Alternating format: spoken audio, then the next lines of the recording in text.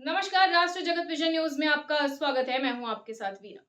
छत्तीसगढ़ में भ्रष्टाचार के खिलाफ एसीबी और ईओडब्ल्यू की टीम ने एक बार फिर बड़ी कार्रवाई की है। छत्तीसगढ़ के अलग अलग जिलों में डीएमएफ और आबकारी से जुड़े मामलों में करीब 20 ठिकानों पर ईओडब्ल्यू और एसीबी की टीम ने छापेमारी की है। छत्तीसगढ़ में भ्रष्टाचार के खिलाफ एक बार फिर एसीबी ईओडब्ल्यू ने बड़ी कार्रवाई की है।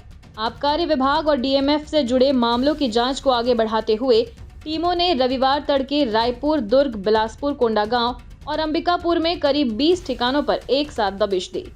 रायपुर में टीम ने पूर्व आबकारी आयुक्त निरंजन दास के घर और संबंधित ठिकानों पर छापा मारा। यहां अधिकारियों ने आबकारी मामलों से जुड़े दस्तावेज, लेन देन और फाइलों की पड़ताल की। इसी तरह कारोबारी और सप्लायर हरपाल अरोरा के निवास पर भी कार्रवाई जारी है। एसीबी ईओडब्ल्यू की टीम ने सरगुजा में पशु चिकित्सक डॉक्टर तनवीर अहमद और अंबिकापुर के सत्तीपारा निवासी सप्लायर अमित अग्रवाल के ठिकानों पर रेड की। टीम ने यहां वित्तीय लेन देन, रिकॉर्ड और संबंधित दस्तावेज की जांच की। कोंडागांव में कारोबारी कोणार्क जैन के घर और कई ठिकानों पर छापेमारी की गई। कोणार्क जैन वर्ष 2019-20 में डीएमएफ सप्लाई कार्यों से जुड़े रहे थे। यहां डीएमएफ टेंडरों और सप्लाई से जुड़े रिकॉर्ड की जांच हो रही है। इसके पहले 29 अक्टूबर को डीएमएफ घोटाले से जुड़े 14 ठिकानों पर भी संयुक्त छापेमारी की गई थी। उस दौरान रायपुर में वॉलफोर्ट एनक्लेव में अशोक और अमित कोठारी, राजनांदगांव में राधा कृष्ण एजेंसी, अग्रवाल, नहाटा और भंसाली के ठिकानों पर कार्रवाई हुई थी। वहीं दुर्ग और धमतरी में भी लंबी जांच चली थी। ईडी की रिपोर्ट के आधार पर ईओडब्ल्यू ने आईपीसी की धारा 120B और 420 के तहत केस दर्ज किया है। जांच में कई चौंकाने वाले तथ्य सामने आए हैं।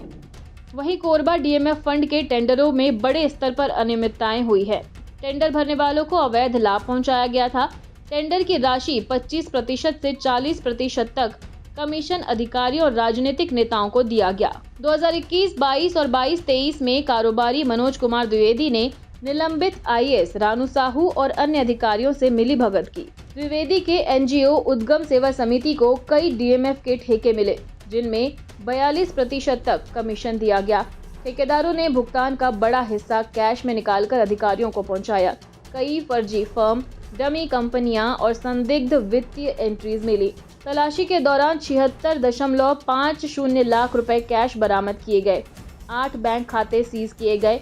कई डिजिटल डिवाइस, स्टैंप और फर्जी इकाइयों से जुड़े कागज जब्त किए गए। ईडी अब मामले की मनी लॉन्ड्रिंग एंगल से जांच कर रही है।